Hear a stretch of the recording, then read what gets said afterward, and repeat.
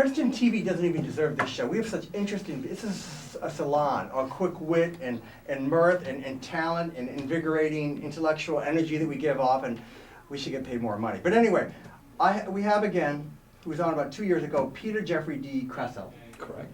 He's professionally involved in representing American and Chinese corporate business interests in their efforts to bridge the gap between Eastern and Western cultures. Simple to say, hard to do. There's a lot of intrigue there. He is also a very international type person. He's written a new book, Peter D. Custom Made, MAID, Spin for a New World Disorder. In a nutshell, he says that America, through a lot of incompetence, short-sightedness, is being ripped off by China, and we, the American people, are footing the bill. That's a very, very quick synopsis. Do you want to, anyway, why did you say made in this book, M-A-I-D? Because we, the people, the American taxpayers, are maids. We are constantly asked to clean up the mess career politicians make, and then we are asked to pay for the privilege. And as someone who spends a lot of time in Asia where maids are very cheap, I still haven't found a maid that'll pay for that privilege. So I don't understand why we American people constantly agree to clean up the mess career politicians make and then are asked to pay for the privilege. Mm-hmm. So I'm referring to maids there as we the people. But who's, are you talking going back to the S&L crisis up to 2008 with the banks, and that's what you're talking about, and we can't, they screw up and... Well, it's those are two recent examples of financial crises where the taxpayers have been asked to clean up the mess and then pay for it and foot the bill, while the people that created the mess get off scot-free. Mm-hmm. I mean, even in the recent 2008 financial crisis recession, there hasn't been one banker that has been sent to jail. Yeah. There hasn't been one politician that has lost office as a result of it. On the contrary, they have all benefited. The bankers have all gotten nice golden parachutes as their financial institutions collapse under them.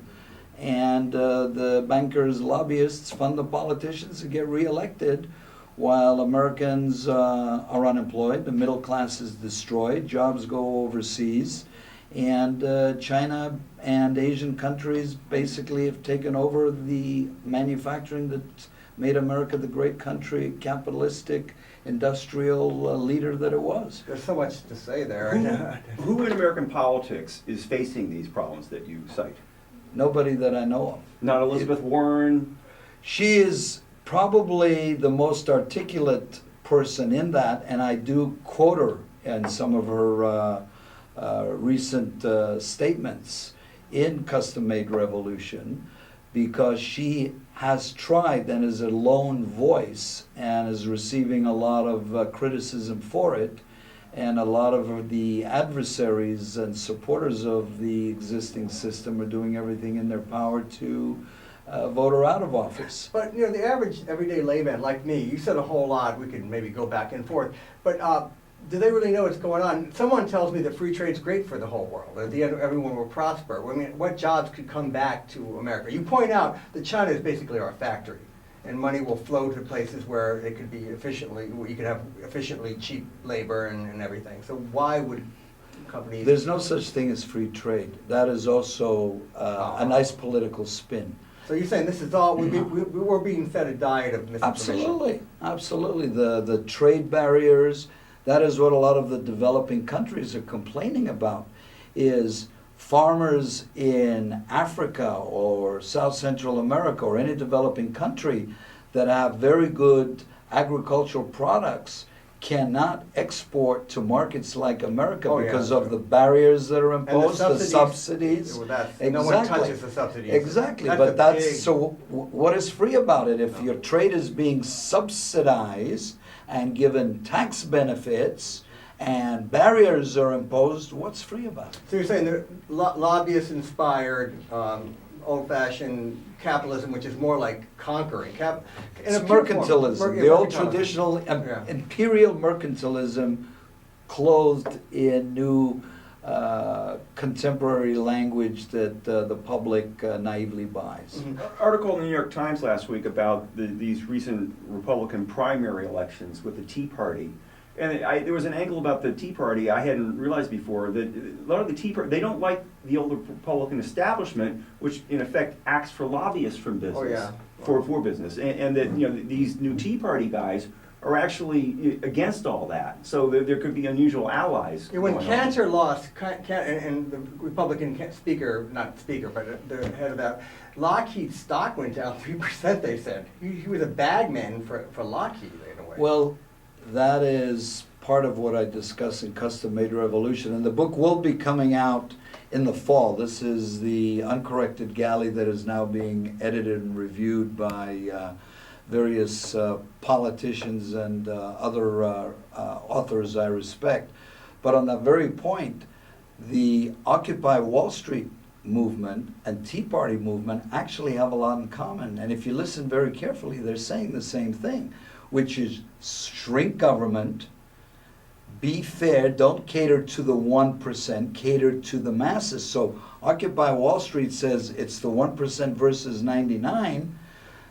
The Tea Party says, forget the people on the top, what about all of us? What about the middle class?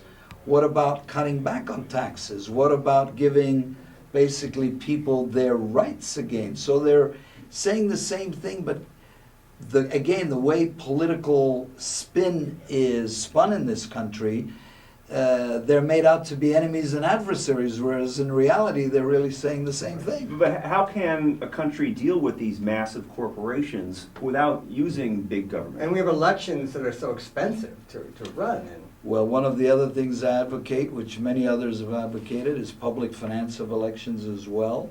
And you basically have to deal with the two-party system. You have to tackle it. You have to try and introduce a new party or a new movement. If you look at all the elections that have taken place recently in other countries, be they Israel, be they Italy, even India, it's parties that have only been around less than a year or so that wind up making the new governments. They win the large blocks. The same thing happened in America with the Tea Party.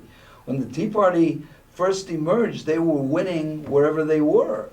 Their candidates, and what happened? They basically dominate the Republican Party. The Republican Party now, especially after what happened to Cantor, is listening very carefully to what the Tea Party is saying. And the Tea Party is opposed to immigration. Immigration is dead. So it's all the new movements. So I think the way the political world is evolving, it's more into movements than parties. And party is a phrase of the old world order. And the new world order that I talk about, it's people's movements that are going to basically make the big difference in the political landscapes everywhere. How do you go about doing research for this book? It's 1,000 pages. And Correct. there's a lot, it's very big concepts, things that are hard to understand.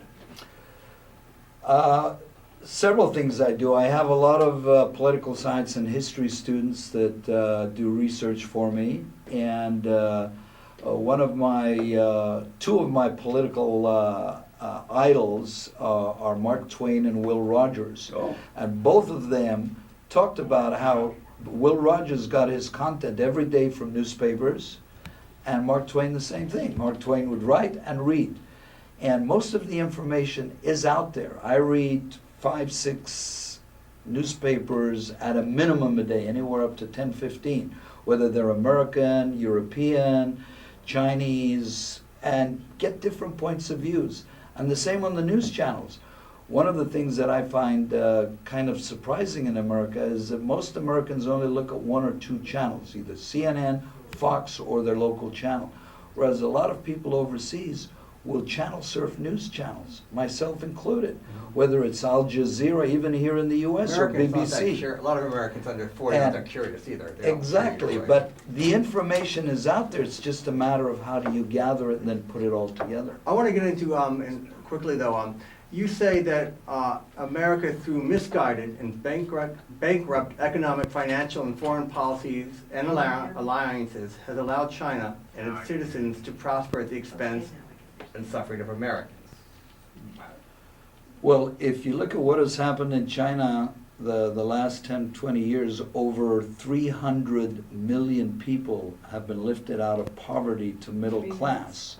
that is a number larger than the entire population of America.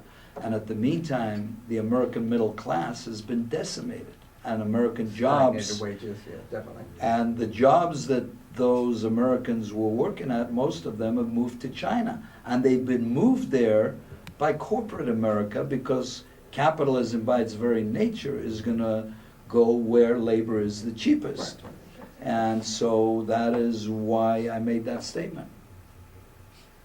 So you're saying we're helping China prosper, they're gonna be our factory, we'll buy their products, but the middle class are buying things they can't afford anymore from a country that's allowed to take their jobs through American politicians' lack of wealth. Well, the irony of that is what the middle class, or what was the middle class, is buying and can afford to buy are only products made in China, because they're made cheaper than the products in America. So indirectly, the consumer in America is also supporting the manufacturing in China.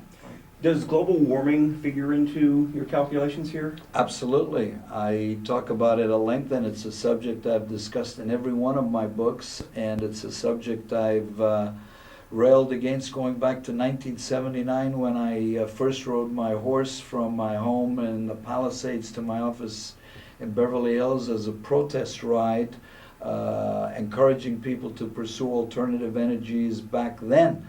And then I did it again in 2005, and so climate change to me is a real threat, and it is something we have to address.